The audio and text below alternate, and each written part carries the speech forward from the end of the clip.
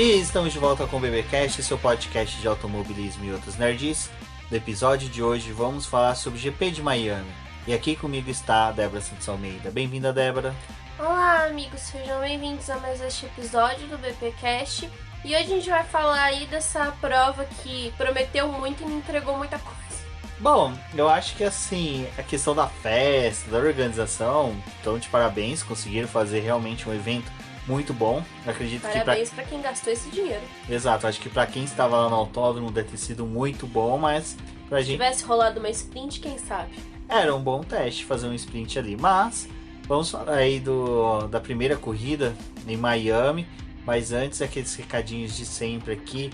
Não se esqueçam de se inscrever no canal do Boletim do Paddock lá do YouTube, acompanhar nossas lives sempre pré e pós corrida, né?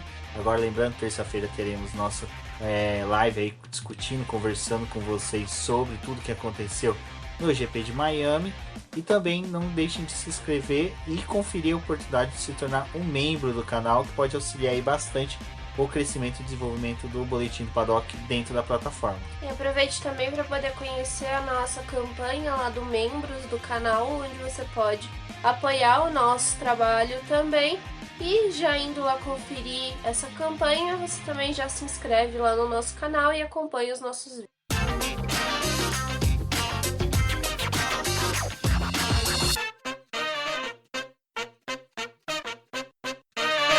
Bom, Débora, além disso, né, que a gente teve aí toda essa promessa, toda essa questão aí do GP de Miami, com Marina Falsa, com sereias, né, com tudo... Prainha falsa. Com tudo que merecia.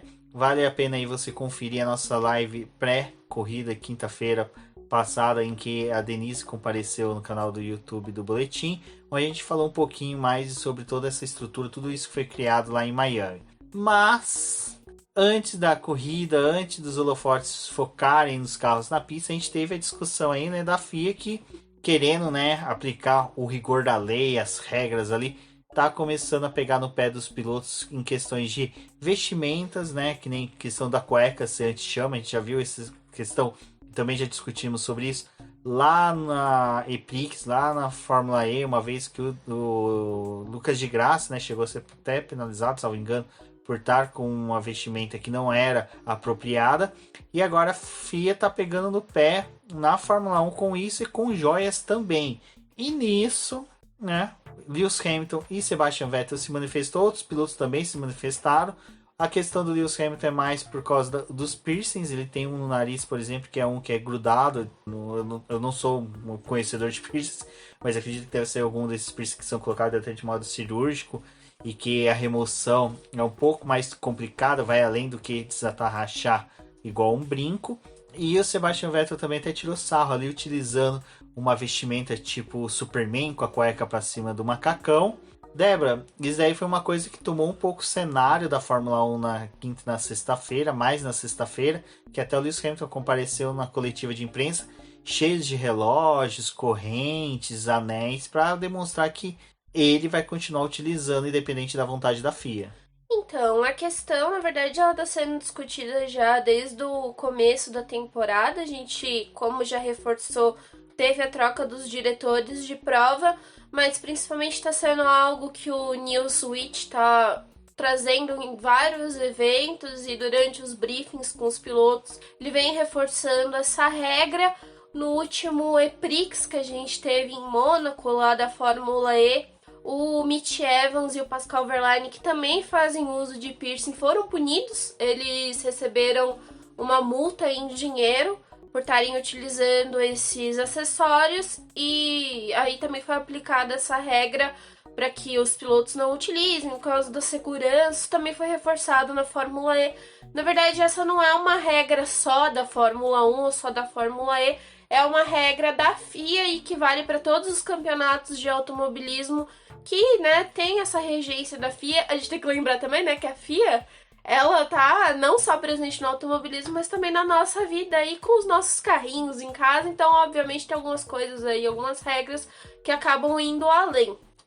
Tá sendo muito discutido porque, agora que estão pegando no pé dos pilotos, ou agora que introduziram isso, na verdade não, já é uma regra que tá no regulamento desde 2005, mas todo mundo cagava pra ela, né? Não fazia muita questão de respeitar, até porque não era cobrado. Acho que, tirando essa questão do Lucas de Graça, que foi uma polêmica ali com relação à vestimenta, os acessórios foram bem esquecidos nesses últimos anos. É uma coisa que eu e a Denise estávamos conversando na sexta-feira, quando toda essa polêmica estourou, foi que é aquela coisa, né? Depois de Abu Dhabi, as equipes e os pilotos reforçaram que queriam que as regras do campeonato ficassem mais claras. E também, né, as regras que acabam gerindo o esporte. Então, obviamente, esses diretores de prova que estão aí nesse momento tentando apagar o que aconteceu pós o Michael Masi, estão também tentando criar uma outra regência por parte deles. Regência ficou bonito, olha só. E eles estão realmente, tipo, esmiuçando o regulamento. Então, o que vocês não cumpriam antes, vocês vão começar a cumprir agora.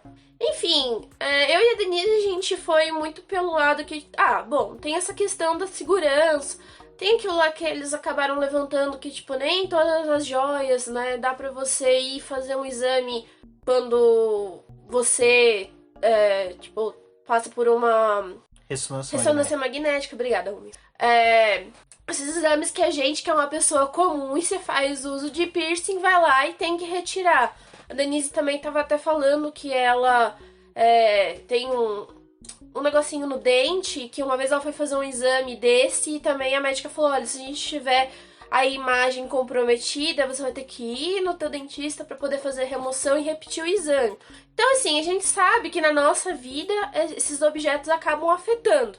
E para os pilotos foi levantada a questão que, dependendo do tipo de acidente, isso pode acabar entrando na pele, pode acabar evoluindo a lesão que o piloto teve. Então, todas essas coisas também estão sendo pensado. O Vettel, ele levantou, na verdade, a possibilidade de que o Hamilton ele está sendo perseguido pela FIA, como já aconteceu em outros episódios. Então, até ele falou, vocês estão discutindo uma coisa que é desnecessária, sendo que a gente tem outras coisas em relação à categoria que deveria ser discutido, que é muito mais importante do que ficar cobrando os piercings dos pilotos. Obviamente, o Hamilton seria o piloto mais atingido, porque é o que mais tem joias, né, pelo corpo. Então, tá bem complicado, né? Porque acho que no fim de semana que eles mais queriam, tipo, vamos falar do GP de Miami, reforçaram essa polêmica e aí todo mundo foi pra cima dos pilotos pra poder saber a opinião. Boa parte ali do relato que a gente tem da coletiva de imprensa foi focado pra poder saber o que os pilotos achavam sobre isso e se o Hamilton estava sendo perseguido ou não depois da fala que o Vettel deu. Esse lance até de perseguição, eu não acho que é uma perseguição tão clara, mas eu simplesmente acho que é uma besteira esse negócio do piercing. Pra mim é o seguinte, se não interfere no exame ou realmente o piloto quer usar, ele que use, sabe? É que nem até a própria Débora tweetou sobre isso, falou, põe um documento lá em que o piloto se responsabiliza por qualquer coisa e taca de pau, não tem prosseguimento essa discussão mais. Concordo, tem tanta coisa mais importante na Fórmula 1, no automobilismo para se discutir. As pistas que eles correm, porque Jeddah já foi esquecida, né? Então, tudo isso eu acho que é muito, muito superficial. Eu vou ser sincero, na minha visão, eu acho que realmente tem um pouco de perseguição, porque até a Débora citou agora Jeddah, lá na Arábia Saudita, o filme do Doutor Estranho foi proibido, porque existia uma menção de que a personagem América Chaves era uma personagem homossexual, porque eu assisti o filme e, tipo assim, em nenhum momento você percebe que seja. Tudo bem, ela tem duas mães, mas isso dane-se. Quantas famílias são duas mães e ninguém interfere em nada. E simplesmente só porque ela tem um bottom da bandeira LGBTQ+. E você vê, só por causa de um bottom cancelaram o filme. Então, assim, eu até falei pra Débora, falei, olha, eu acho que esse negócio até do piercing realmente é uma perseguição, brincos, é uma perseguição porque lá na Arábia Saudita, nesses países do Oriente Médio, não é permitido o homem ter, não é vista com uma boa influência para a família tradicional árabe, e isso, pra mim, tem um tom de um pouco querendo dar um basta nisso dos pilotos que correm lá. Além disso, eu vi muita gente falando que os médicos deram opinião e alguns, não estou desfazendo a opinião médica, lógico, eu não sei fazer, eu não sei dosar dipirona na colher para beber, quanto mais criticar, mas eu vi muitos falando assim, corre o risco de na hora da ressonância magnética perder tempo para tirar um piercing. Cara, o equipamento da ressonância magnética não fica nem no autódromo. O piloto tem que ser removido do carro, levado de ambulância até o helicóptero, do helicóptero até o hospital, do hospital ainda tem tudo ali. Tem tempo de sobra para tirar um piercing, sabe? Mas o piercing pode influenciar. Tá, o próprio Lewis Hamilton comentou que o piercing que ele tem no nariz é de titânio, um material que não influencia na ressonância magnética, então isso não interferiria. Eu vi o pessoal falando, mas o piercing pode afundar com impacto. Cara, no rosto, acredite, o capacete hoje dos pilotos, eles já são todo moldado, principalmente em decorrência depois do acidente do Felipe Massa, em que tomou uma molada na cara. Então ele já é todo desenhado, todo desenvolvido para justamente nenhuma peça entrar em contato com o rosto do piloto. Se isso acontecer, meu filho, já esquece. O piloto ali já partiu dessa para melhor, provavelmente. Mas não ocorra, sei lá, eu acho que simplesmente pede pro piloto assinar um termo de responsabilidade e segue o barco. E o pessoal ainda falando questão de incêndio, até o próprio Grosjean falou, olha, eu tava de anel, tava de aliança, tava com um relógio e nada disso atrapalhou na minha saída do carro, pegou fogo, ou superaqueceu e me deu queimaduras. Então, acho que assim, acho que todas essas discussões já estão superadas, eu acho que realmente tinha que ser levado mais a sério outras questões. É legal que eles falam, até Mônaco você tem que remover ali, pô, mas até Mônaco tem tanta coisa também mais importante para se resolver, para se discutir, sabe? Eu acho que a Fórmula 1 tá perdendo muito tempo com detalhes que não são necessários. É realmente um bode expiatório isso para questões muito mais importantes que a Fórmula 1 tem. É muito supérfluo você discutir se o piloto tem que usar piercing ou não, dentro de tantas coisas mais importantes na Fórmula 1. Eu acho que assim, isso foi tão discutido que passou despercebido o Mario Andretti andando com um abaixo-assinado para ele poder entrar para a Fórmula 1, sabe? Isso eu achei que é uma coisa muito mais importante a gente discutir. Pô, a gente tem uma equipe que tem estrutura, tem know-how, tem tudo que é possível para entrar na Fórmula 1, ser competitiva, e a gente está discutindo piercing de um piloto que, sabe, tá na categoria desde quando ele corre, ele usa, e sabe, agora que decidiram encher o saco. Então, eu acho que realmente deixa pra lá e vamos ver coisa mais importante aí pra Fórmula 1 do que simplesmente discutir piercing de piloto. Eu acho que se isso fosse se estender por mais alguns GPs e ficarem com essa discussão, talvez seja melhor ir por esse lado de, então cada um assina teu termo aqui de responsabilidade e faz o que bem quiser, né? Eu até tava lembrando que, eu não sei mais se isso acontece, mas o Vettel, pelo menos na época que ele tava na Red Bull e na época que ele estava na Ferrari, ele corria com uma medalhinha na sapatilha, que era presa, uma medalhinha, acho que era de São Jorge, se eu não me engano. E ele também tinha um porquinho de um porquinho de ouro que ele levava no bolso lá do macacão. E aí até o Pierre Gasly entrou nisso, né? Ele falou, mas eu tenho artigos religiosos que eu carrego comigo e eu não tô afim de me desfazer deles. Eu não me sinto seguro pra entrar no carro sem eles, então eu vou continuar usando. Então, sei lá, né? Se isso for ficar enchendo muito as paciências aí, então cada um acabe assinando o seu termo de responsabilidade. Assim, foi uma coisa que eu tava até conversando com a Denise, né? É meio besta ficar discutindo isso, mas, assim, se acontece alguma coisa, e aí, no fim das contas, vem um laudo aí, que nem o, sei lá, do Grosjean, que foi todo detalhado, e aí falam que, fulano, não sei o que, teve um agravamento da queimadura ou qualquer outra coisa por conta disso que ele tava usando, aí vão pegar no pé da FIA, né, e falar, mas tinha essa regra que nunca foi discutida. Vamos ver o que acontece, né, porque sempre vai ter os dois lados, que um vai acabar ficando mais irritado com o que tá acontecendo, mas se essa for a melhor opção, que talvez assinem um termo. E aí tá mundo falando, mas se eles começarem a assinar termo de responsabilidade com relação a isso, aí cada um vai querer fazer o que bem entende no carro. Também não é assim, né? É uma questão muito pontual que estourou agora. Tipo, ninguém vai sair correndo com o carro sem usar o cinto de segurança, sem usar todos os outros equipamentos que são necessários. Bom, e já para esse GP, né, a Mercedes trouxe atualizações que deu uma melhora ali no desempenho.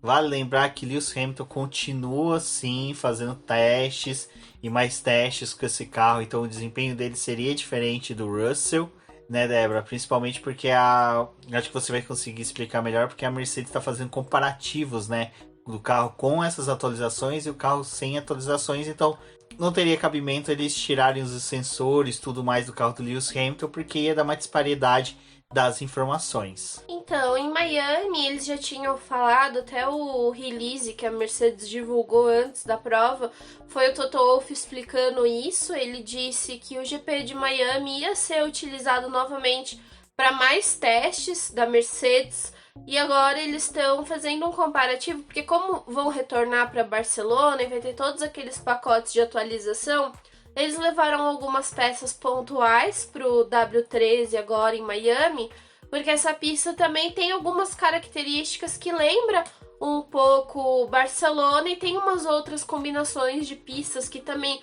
são chave no campeonato. Então, eles utilizaram essa pista aí para poder fazer alguns comparativos. Barcelona, a gente viu ali na pré-temporada que eles estavam com um carro completamente diferente do que eles acabaram utilizando lá no Bahrein.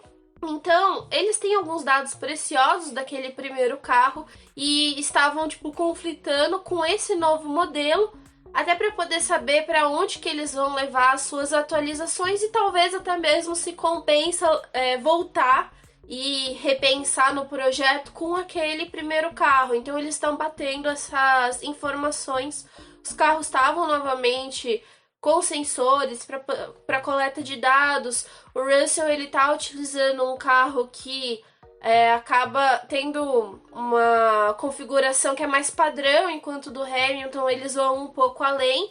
A gente viu até durante a sexta-feira em que o carro da Mercedes tinha uns momentos ali que ela andava como o da McLaren, sem ter os pulos, né? Tava andando super bem, e aí em outros momentos os carros passavam pelos boxes, faziam pequenos ajustes e ele voltava a pular. Então a Mercedes também estava até avaliando a altura que eles conseguem usar o carro, ter uma boa performance e ver o quanto de saltos que eles vão ter ou vão conseguir reduzir.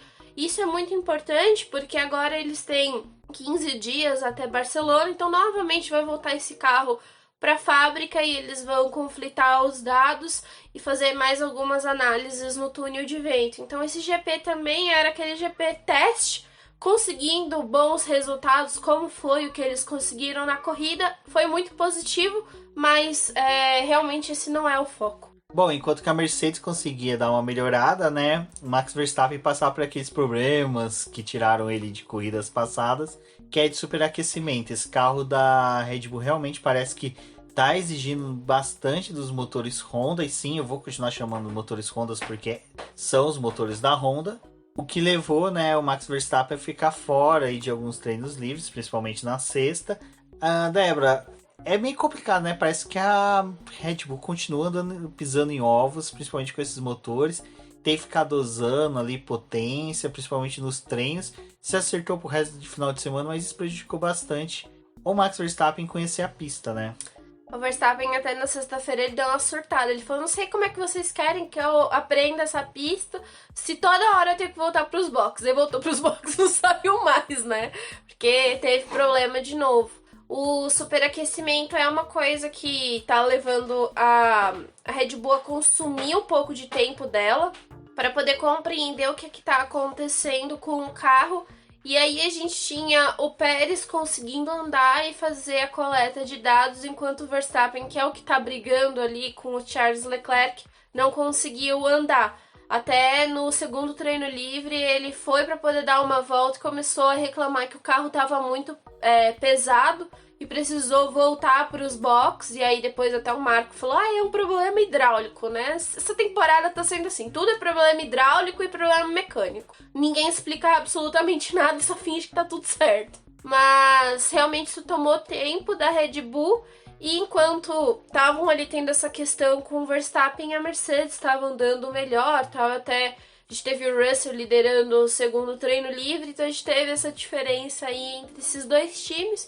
E não tem muito nem o que acrescentar da própria Ferrari, né? A Ferrari estava andando tranquila, fazendo ali suas análises, até que Carlos Sainz precisa fazer a performance dele do fim de semana e bater o carro. Essa batida do Carlos Sainz foi forte, né, a ponto dele machucar o pescoço. E é aí que surgiu, né? Em que a Ferrari relatou, o próprio Sainz pediu, né? Que ali fosse revista a segurança e que fosse colocado um soft wall, uma barreira de pneus, alguma coisa para amenizar, né, a pancada. E é aí que eu falo. Enquanto que eles estavam discutindo sim ou não, algo que era muito mais importante e que era vital ser observado era a questão desse muro.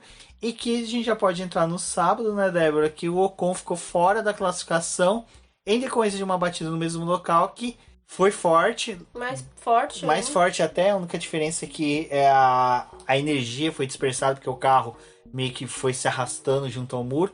Mas, novamente, né, um acidente forte em que simplesmente a FIA se fez de boba e não quis nem, sabe, dar ouvidos ao que os pilotos estavam relatando. O Albon se manifestou, outros pilotos também se manifestaram quanto a essa questão de que, olha, é algo de segurança e vocês tinham que estar prestando atenção sobre isso. Então essa pista é um pouco problemática, né? Não foi só essa batida do Ocon, mas também a gente teve vários pilotos encostando no muro de contenção ali depois daquela chicane que eles fizeram. É um circuito que, assim como o Jeddah, acredito que vai precisar passar por uma revisão para poder ter uma próxima corrida por lá. É um circuito de rua, a gente compreende a dificuldade, às vezes, de fazer algumas pequenas manutenções, mas da forma como tá, os pilotos relataram bastante que era muito complicado guiar nesse circuito, principalmente na parte sinuosa. Porque por mais que a gente tenha as características de rua, ninguém tá querendo acertar o carro ali e acabar, né, prejudicando o fim de semana ou até tendo algum problema físico. Então é um circuito que com certeza assim, vão precisar fazer uma análise, fora que de quinta para sexta tiveram que fazer um recapeamento na pista, de sexta para sábado fizeram outro recapeamento na pista, porque de quinta para sexta, só do safety car tá andando na pista para fazer volta de verificação, porque isso é muito padrão, né? Eles fazem volta de verificação para poder ver se o circuito tá certo, se tem algum problema ali. E aí, só com essa passagem dos carros já começou a abrir o asfalto e eles tiveram que fazer alguns recapeamentos pontuais. Na sexta-feira, como teve bastante atividade, não foi só a Fórmula 1 e a W Series que andaram, a gente também teve a Porsche dando algumas voltas, aí voltou até outras rachaduras no asfalto. Realmente, assim, tipo, o que gastaram em dinheiro de atração, o circuito ficou devendo bastante. Eu acho que o revestimento ali da Marina Falsa tava bem melhor do que a do asfalto, né? E o pessoal Você viu até um iPhone boiando? Eu não vi. Tiraram uma foto do iPhone. Eu vi o Matt do zoando, jogando água na Marina Falsa, água escorrendo. Mas o que... realmente esse negócio do asfalto, até o Reginaldo Leme falou que era um asfalto altamente tecnológico, não sei o que. Dá pra pousar até um ônibus espacial, SpaceX, dá pra levantar fogo. Mas... Tá rachando mesmo, viu? Mas o Vettel tava certo. O Miami vai ter um GP embaixo d'água, porque tá afundando com passagem de safety car. Exato. Parabéns. Então, cara, foi meio patético esse ponto, né? E eu acho legal que acontece um negócio desse e todo mundo meio que fica assim, o piloto tá reclamando, tá organizado. Fica quieto, cala a boca, filha da puta. Tá tudo lindo. E quando era GP do Brasil, nossa, hoje o asfalto do GP do Brasil é um dos melhores que tem, isso é indiscutível. E olha que os caras têm Fórmula Truck correndo ali com caminhão de mais de toneladas ali, ultrapassando, brigando por posições. Foi ter um buraco agora. Então, E mesmo assim, teve o buraco e já resolveram. Tipo assim, não é uma coisa tão. Mas só que anos 90, assim, anos 2000, toda vez que tinha GP do Brasil era uma tristeza. Era piloto criticando o asfalto, falando que esse asfalto era horrível, não sei o que. Então eu acho que assim, é um peso, duas medidas, né? Que a Fórmula 1 tem com as pistas. Mas, tirando isso tudo, né? Fomos para classificação. E aí, aquele velho problema de pista de rua, né? Muito trânsito. Fernando Alonso, por exemplo, foi um dos que reclamou bastante, que foi prejudicado, não conseguiu ir pro Q3. A gente teve ali também muitos pilotos, sabe, dificultando o traçado dos demais. Contudo, né, a disputa pela pole ficou entre Charles Leclerc, o Verstappen, mas até o Sainz ali decidiu, né, dar o ar da graça e roubar o P2 do Verstappen. Foi uma disputa de pole muito bacana, foi bem interessante. Realmente ali a gente não dava para mensurar quem iria conseguir. E ali tava legal que a gente não conseguia saber, né? Se Verstappen ou Leclerc iriam conseguir a pole. Até tinha uma torcida, pequena torcida ali pelo Sainz conseguir a primeira pole dele. E Débora, foi bacana, né? Mas no final, os carros da Ferrari realmente não adianta. Eles estão com um acerto muito bom. Bom, a gente viu a disputa pela pole. Realmente, até teve comentários, né, de que não tem como ninguém superar este tempo do Verstappen aqui. Olha que tempo bonito. E aí veio as duas Ferrari. Que tempo bonito, que tempo formoso. Que tempo bem feito, né? Da Ferrari.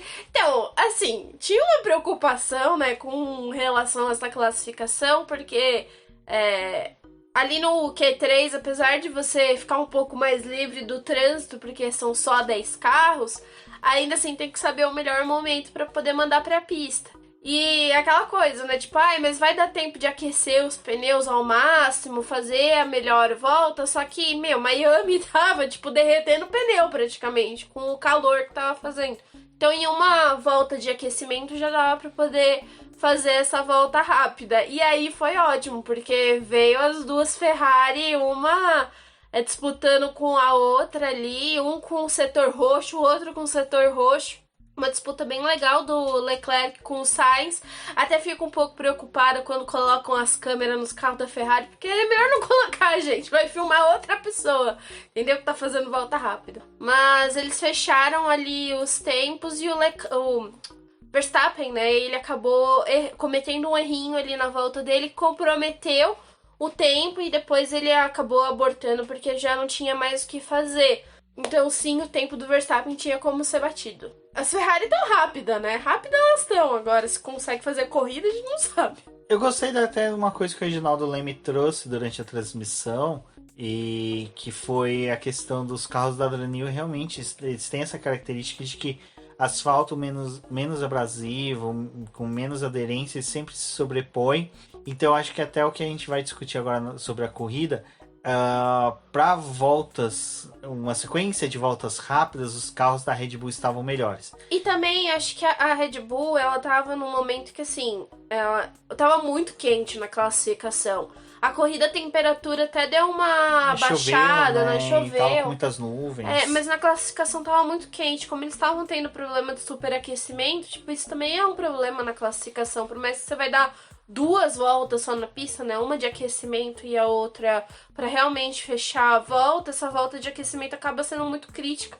E a Red Bull tava realmente discutindo isso, né? A gente tá tendo superaquecimento na volta rápida. Exato, então eu acho que realmente não dá para jogar a toalha contra, falando que a Ferrari não tem um bom desempenho, como também não dá para apostar muito na Red Bull, mas tá bacana. Tá equilibrado. Cada um tem um problema. Bacana. No caso, tem uns que tem mais, né? Não vamos falar da McLaren, não. Bom, Débora, e aí a corrida, né? Como eu disse, choveu a madrugada, a gente acordou, teve a W Series, todo mundo acompanhando ali chuva, né? Todo mundo olhando pro céu, tentando observar alguma nuvenzinha. E aí... O Valério não tava falando? Exato. E então... a gente acabou tendo a corrida sem chuva, poucas disputas na pista, realmente foi assim. Eu acho que questões como escolha das gamas de pneu, quais eram os compostos que foi escolhido pela Pirelli, que foi muito conservadora mais uma vez, isso me irrita demais, Por isso que eu não vou comprar nunca pneus da Pirelli. Não compro nem pneu outros qualquer. O carro tá com pneu desde 97. Mas enfim. Compostos mesmo que a Pirelli não quis, ousar. E também 3 zonas de DRS. Aquela DRS na retona em que ela começava depois de meio quilômetro. Já fazia com que o carro da frente distanciasse do de trás. Então, sabe? Eu acho que foi uma confusão, uma mixelâmina, vamos usar uma palavra bem bonita aí, de cagadas da Fórmula 1, da FIA em escolhas ali para a pista, que realmente, né, o Pearson tomou conta e as discussões que eram mais importantes não foram tomadas. Eu acho que a Pirelli ela foi ali na segurança, porque era um circuito em que eles tinham dados só de simulação. Isso também aconteceu quando tiveram que colocar o circuito de Portugal no calendário. Tipo, não tinham dados, os dados que tinham era de um teste que o Hamilton tinha feito há 1000 anos atrás. E aí eles, tipo, vão nessa zona de conforto aí para poder fazer uma análise para o próximo ano aí, ver se dá para poder colocar pneus mais macios, se pular ali alguma gama, algum desses compostos compensa para poder alinhar a estratégia. De qualquer forma, no final das contas, né, antes da largada, quando a Pirelli divulgou ali a estimativa que ela acreditava para a prova, era que todo mundo ia utilizar o médio, não tinha ninguém largando de macio. E na verdade os pneus macios ficaram com Deus, né, nessa temporada, porque ninguém quer usar na corrida agora que tiraram aquela obrigatoriedade dos 10 primeiros largarem com o pneu que fizeram a melhor volta no Q2. Então, sei lá, né? Já que estão aí nessa de ficar pensando em regras, que pensem em alguma regra para poder enfiar esse pneu macio aí de alguma forma. Tipo, vai ter que usar obrigatoriamente o pneu macio e qualquer um outro do final de semana. Sei lá, na estratégia, porque tá difícil. De qualquer forma, assim, foi uma corrida que não deu 10 voltas, né? Depois que o Verstappen passou ali o Leclerc, a gente já tá tipo, gente, e aí? Cadê tudo que vocês prometeram? Não ia ter um safety car? O pessoal tava muito conservador, assim como foi a segunda corrida da W Series lá. Não teve a atuação do safety car, o pessoal acabou largando de uma forma muito bonitinha, ninguém disputou ali muita coisa. Aí tinha a proximidade ali, mas também não tinha muita oportunidade para poder fazer ultrapassagem. As únicas equipes que serviram alguma disputa pra gente foi a Haas e a Aston Martin, estavam brigando abaixo dos 10, com a possibilidade de entrar na zona de pontuação, mas foi isso daí que foi entregue pra gente.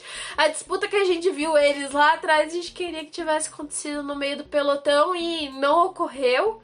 Então assim, né, Miami, se esforce mais. Quem tem que se esforçar mais é os estrategistas da Mercedes, né, que mais uma vez, cara, o Russell realmente é muito bunda virada pra lua, porque olha, chegou na Mercedes, roubou toda a sorte. Né, exato, cara. Ele conseguiu aí mais uma vez uma boa colocação. É lógico, vai lembrar que ele fez uma corridaça, largou lá do fundo com pneus duros, conseguiu conservar e ser consistente rápido até chegar a uma posição atrás do Hamilton antes do safety car. Permaneceu ali rápido ainda, conseguindo ali manter um delta tanto pro Hamilton também para quem vinha atrás.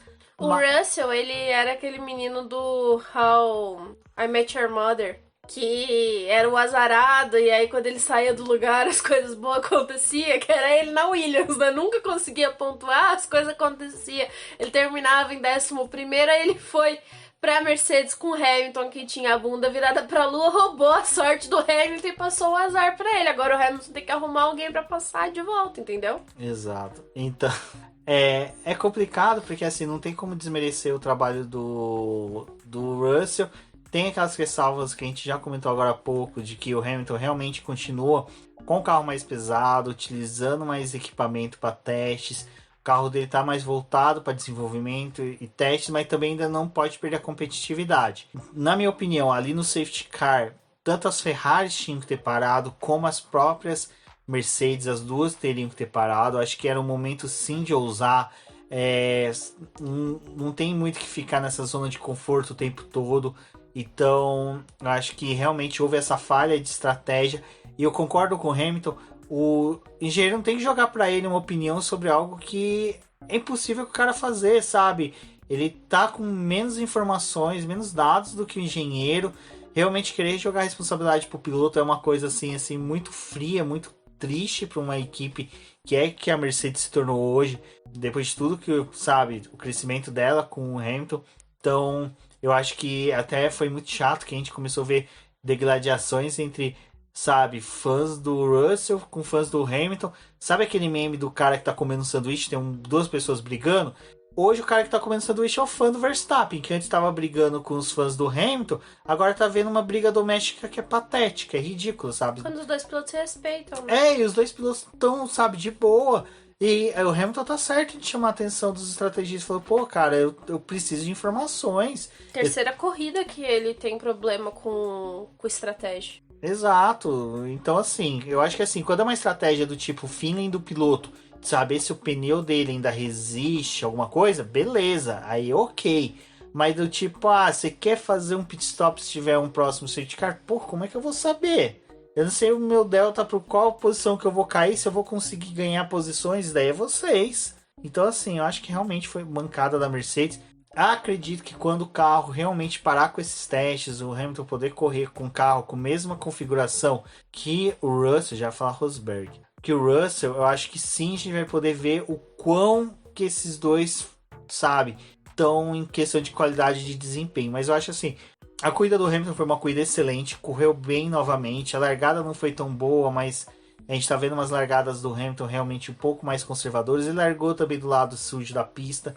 Todos que largaram ali tiveram dificuldades, mas eu acho que realmente se você é um fã tanto do Russell quanto do Hamilton e realmente ficou brigando no Twitter, sabe? Não, é algo que não compensa. Agora era um momento de união de fãs para poder ter uma união dentro da equipe. Começar os fãs já degradando, enchendo o saco, sabe? Não é uma coisa tão bacana de se ver. A gente vê que teve novamente esse problema dentro da Mercedes. E assim, o Bono, até ano passado a gente elogiava bastante o relacionamento dele com o Hamilton e, né, porque tava ali como engenheiro e ajudando ele a gerir questão de pneu. A gente teve até ano passado, tipo, o próprio feeling do Hamilton em questão de troca de pneu sendo levado em consideração, mas teve outros momentos também que a equipe bateu o pé e falou, não, a gente tem que parar, tipo, não é uma decisão sua, a gente tem mais dados aqui e vamos parar de qualquer forma. Não o GP da Turquia, né? Tipo, e aí parece que eles esqueceram absolutamente tudo que fizeram ano passado para esse ano. Olhando pelos dados assim que a gente tem de lifetime, essas coisas. Bom, a parada do Russell era obrigatória, porque ele largou de pneu duro, a Mercedes só estava esperando um momento ideal para poder fazer a troca de pneus dele, então veio o Virtual Safety Car e eles resolveram parar.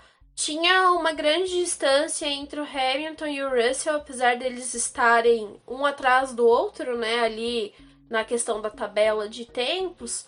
Dava para poder a Mercedes ter arriscado um pit stop duplo e tentado fazer a troca dos pneus deles, porque tinha uma distância de mais de 20 segundos do time da Mercedes pro Ocon da Alpine. Então dava para poder pelo menos tentado fazer alguma coisa. Também é um feeling péssimo da Mercedes, que parece que não tá acompanhando as últimas corridas que a gente teve. Depois que teve a troca dos diretores de prova, foi até uma coisa que eu falei no último podcast, vou reforçar aqui, que os diretores de prova eles estão tendo muito tempo para poder analisar se bota o safety car na pista ou não, depois do que aconteceu em Abu Dhabi, porque também vai ter todo aquele procedimento de depois remover esse carro de segurança. Miami tava demorando muito para poder fazer a remoção dos carros, independente do ponto que ele tava na pista, mesmo ele estando próximo de uma agulha, até porque por ser um circuito de rua, dependendo da batida, vai peça por todo o traçado, né? Então acaba sujando. E aí teve 2 voltas em virtual safety car e só depois eles acabam colocando o safety car real na pista. E aí é onde tem a aproximação de todo mundo. E se a gente vai olhar, teve uma galera que fez troca de pneu, aproveitou aí tanto para poder cumprir a parada obrigatória, mas também para poder tentar ter algum ganho depois que tivesse relargado. Então a Mercedes realmente comeu bola ali. E a Ferrari também poderia ter parado porque o Pérez mesmo parou, né? Pra poder colocar um pneu mais novo. Então, deveriam ter arriscado. O problema da Ferrari, só vou concluir isso, mas é que o problema da Ferrari também, eles estavam com uma questão ali, se paravam ou não, porque eles tiveram muito problema com os pneus médios na primeira parte da corrida, que foi até onde com 7 voltas, o Leclerc já tava com o pneu em frangalhos. O Leclerc já tava com mais de 10 pneu voltas, horrível, né? E na 10ª volta ali, o Verstappen passa ele. Então a Ferrari ela ficou naquela, a gente vai parar e colocar pneu médio, mas ainda tem, tipo, quase 17 voltas pro final. Então, tudo bem, com o período de safety car desgasta menos, mas enfim. Eles ainda iam ter pelo menos, tipo, umas 10 voltas de sprint em que no final talvez eles ficassem sem pneu de novo. E o macio, por mais que tivessem feito algumas avaliações, ele foi um pneu usado mais pra volta rápida. Então, tipo, não era aquele pneu que dava segurança pra Ferrari também. Instalar ele no carro e dar 10 voltas alucinantes ali, tipo, precisando se defender de uma equipe que estava com um pneu médio melhor e talvez o Verstappen não parasse, ficasse com o duro. Então, pra Ferrari, tipo, era aquela coisa, deveriam ter parado, mas eles também não tinham muita saída. Eles podiam ter parado e colocado duros, fossem mais novos, né? Também. Poderiam. Mas ia ter o problema também da questão do aquecimento. Ou seja... É muita coisa, É muito a Ferrari conseguiu pro pódio. Parabéns aí, Ferrari. Parabéns. Parabéns, viu? Fez um ótimo trabalho. Hoje é o que a gente tá tendo. A Ferrari, quando chegou em Maranello, vai estar os fãs, quer dizer, o pessoal, os funcionários com aquela placa lá que nem da cabine. Não fez mais que a sua obrigação.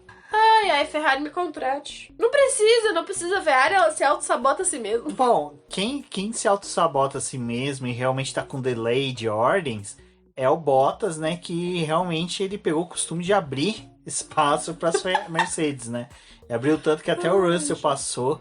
Bottas, que fez um final de semana excelente, fez uma corrida excelente. Fez mais que obrigação. Tava fazendo mais que obrigação, porque, diga-se de passagem, a Alfa Romeo ela tem que decidir o que ela faz da vida, né? Se ela faz um bom carro ou ela faz alguma malabarismo no farol, porque... não faz nada.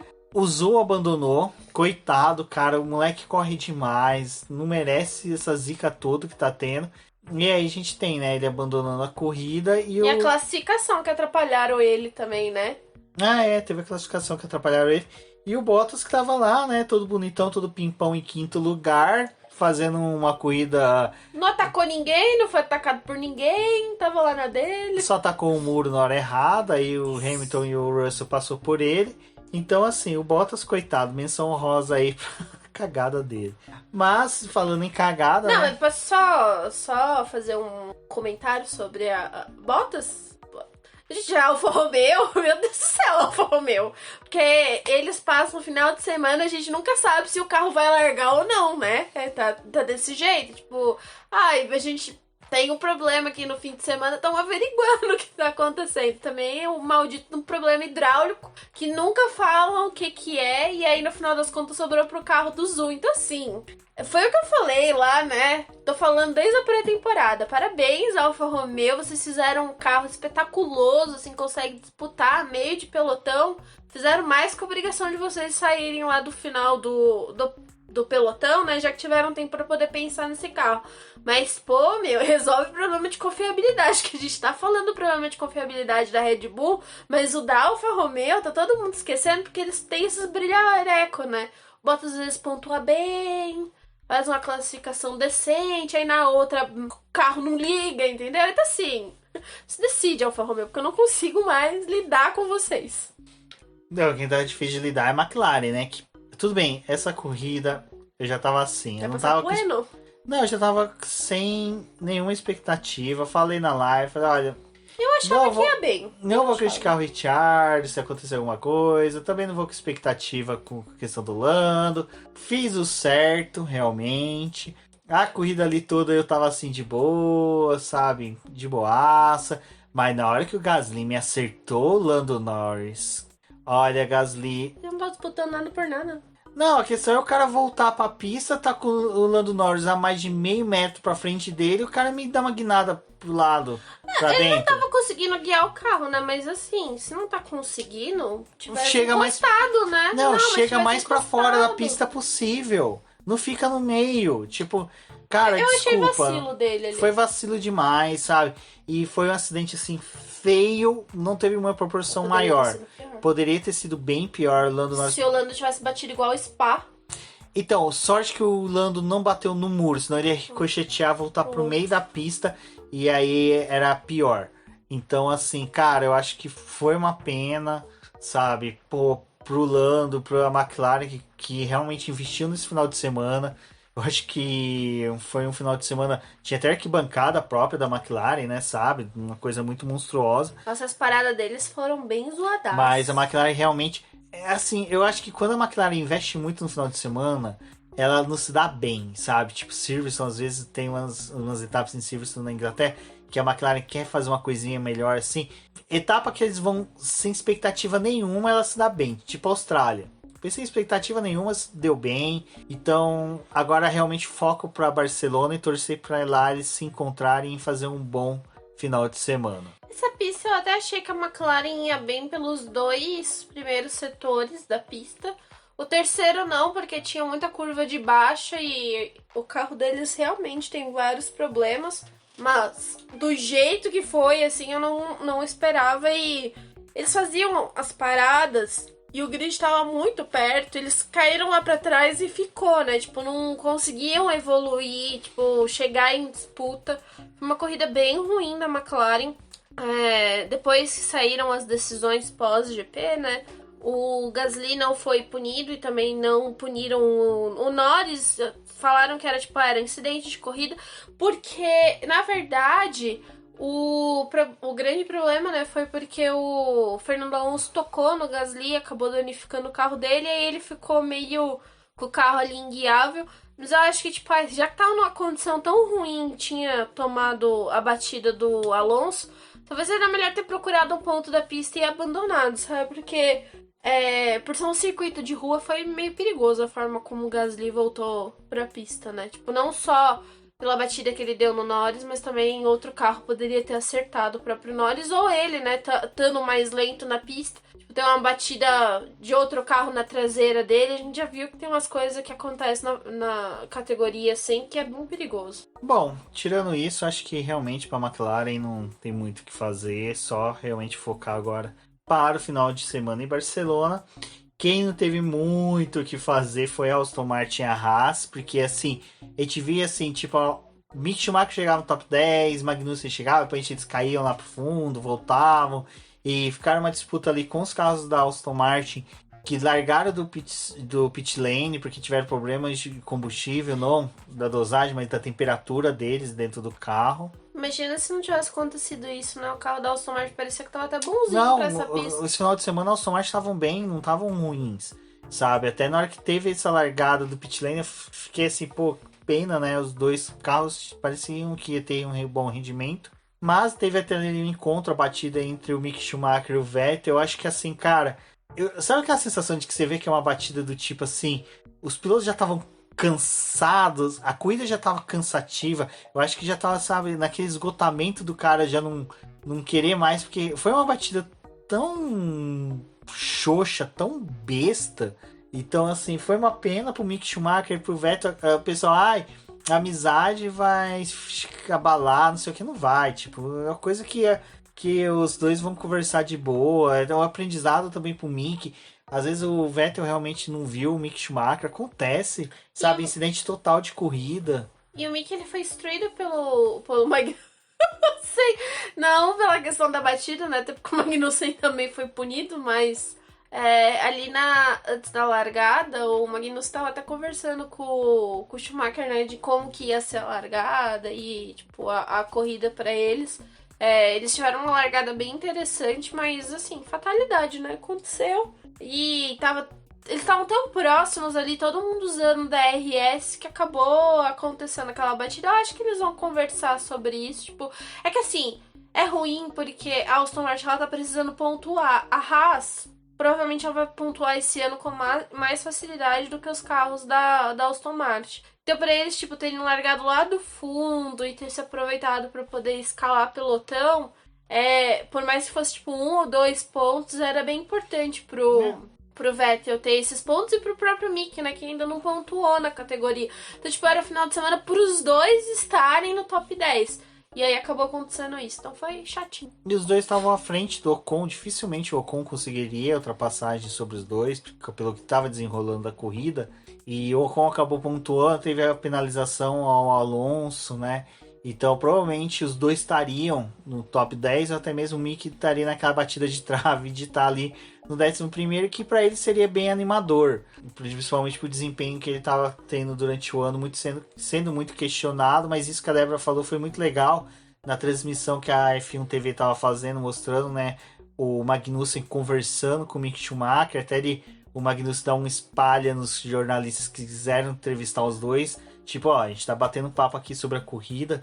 Não, eles queriam pegar o que eles estavam falando sobre o antes da corrida, porque não pode entrevistar ali naquela hora. Então é bem complicado esse acidente, mas eu acho que vida que segue, é coisa normal de acontecer. O Ocon, como a gente falou, né, não fez o classificatório, fez uma corrida discreta, mas assim, uma corrida discreta que pontuou, tá na frente do Alonso no campeonato de pilotos. Mas passou o Alonso na última volta.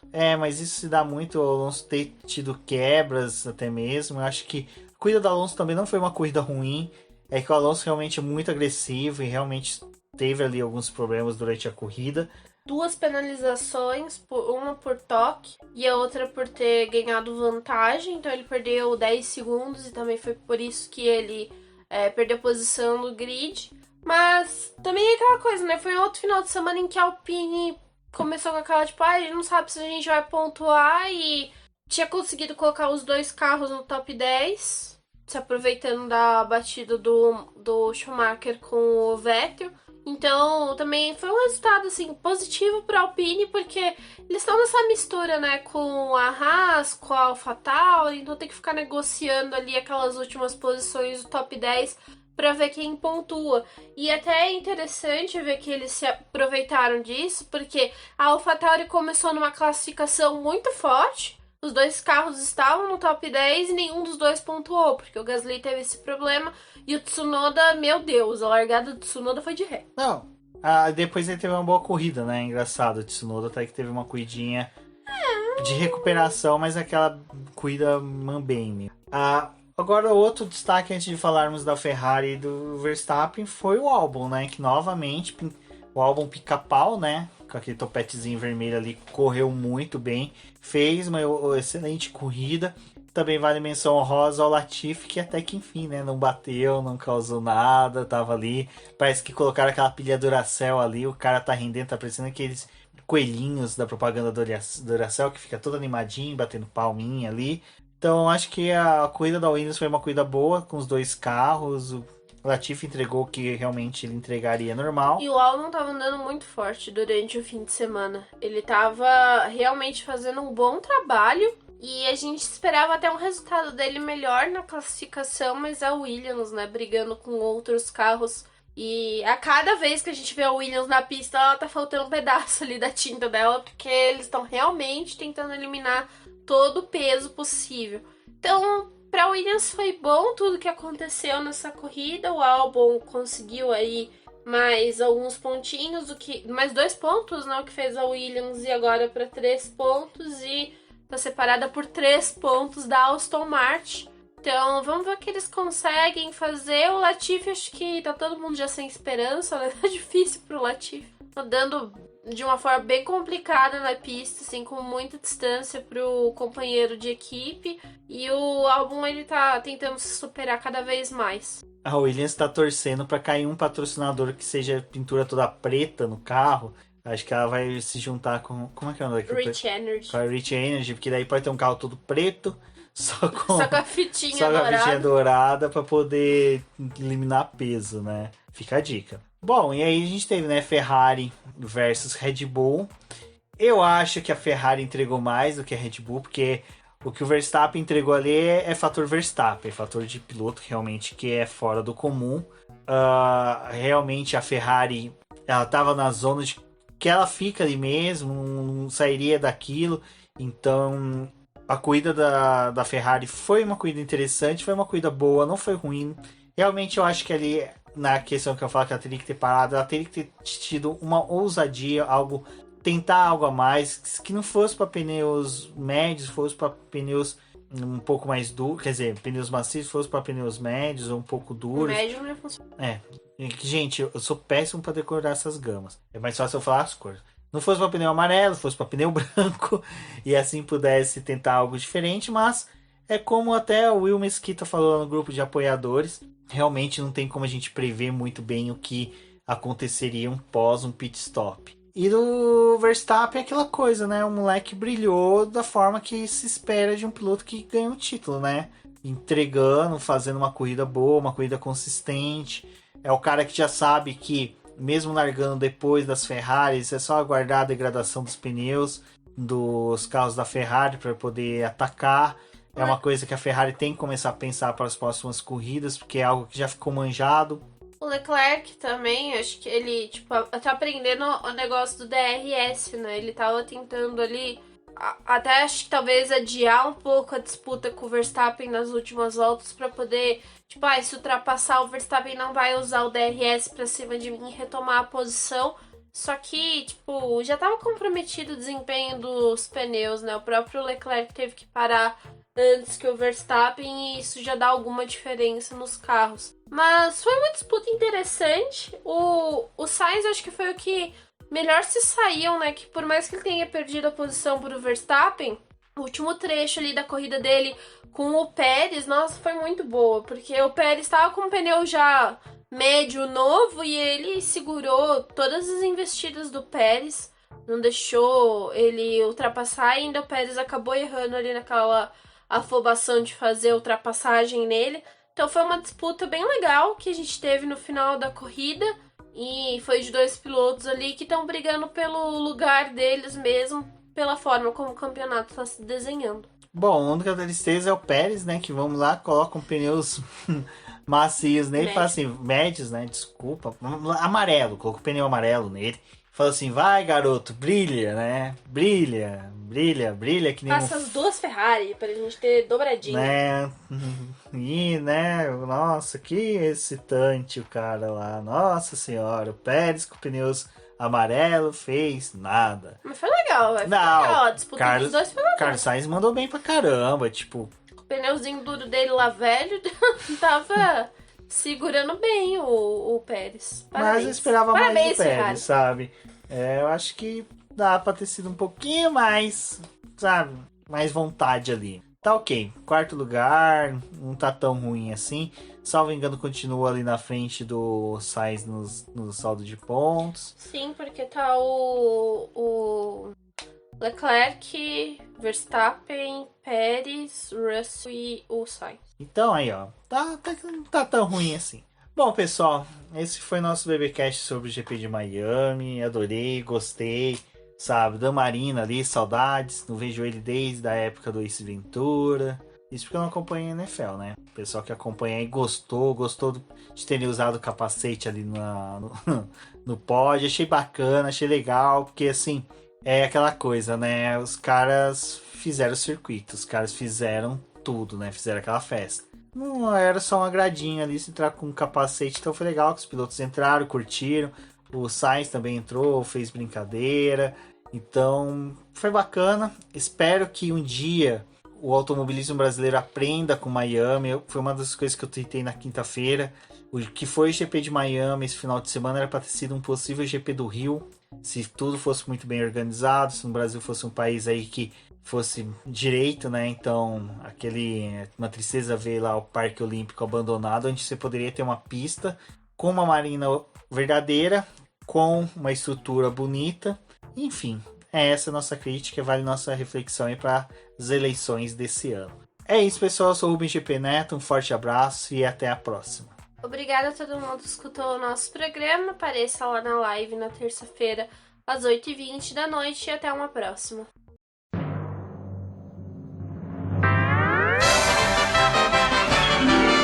E agora vamos agradecer nossos apoiadores, aqueles que auxiliam o Boletim do Paddock através do financiamento coletivo e contínuo do Apoia-se. E são eles: Ricardo Bannerman, Maia Barbosa, Eliezer Teixeira, Luiz Félix, Arthur Felipe, Rafael Celone, Will Mesquita, Antônio Santos, Rogério Furano, Helena Lisboa, Cássio Machado, Carlos Del Valle, Bruno Vale, Eric Nemes, Bruno Shinozaki, Alberto Xavier, Will Bueno, Ricardo Silva, Beto Corrêa, Fabrício Cavalcante, Arthur Apóstolo, Sérgio Milani, Melquiades Veloso, Micael Souza, Ezequiel Bale, Silney Messi, Rafael Arílio, Rafael Carvalho, Fábio Ramiro, Lauro Vizentim, Maria Ângela, Thaís Costa, Rafael Catelã, Jane Casalec, Carlos Eduardo Valese, Tadeu Alves, Paula Barbosa, Ale Ranieri, Leandro Nogueira, Bianca Mês, André Brolo, Bruno Lima, Ivan Grego, Maicon Tavares, Thalita Santos, Diego Machado, Gabriel Sawaf, João Guilherme, João Rai e Gustavo Frigoto. Muito obrigado a todos aqueles que apoiam o Boletim do Paddock e auxiliam no nosso desenvolvimento e crescimento. E se você quer